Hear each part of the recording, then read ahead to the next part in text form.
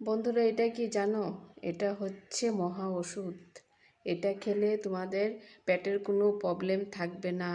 তোমাদের হচ্ছে gas, acidity, পেট ফোলা।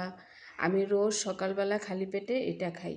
এটা খালি স্কিন ভালো হবে, শরীরের সৌন্দর্য বেড়ে যাবে, শরীরের বিষ ব্যথা কিচ্ছু থাকবে না, সব কিছুর থেকে তোমরা মুক্ত পাবে। এটা যদি রোজ সকালে তোমরা খালি পেটে খাও, স্কিন ভালো হবে, স্কিনের কোনো দাগ দাগালি থাকবে না। এটা খেলে খালি পেটে তোমার ডায়াবেটিসও কমবে, হাই প্রেশার কমে। এটা হচ্ছে আমি উষুম উষুম গরম জলে আধা চামচ হলুদ গুঁড়ো নিয়েছি। এই উষুম উষুম গরম জলে তোমরা আধা চামচ হলুদ গুঁড়ো রোজ সকালে খালি পেটে খাবে।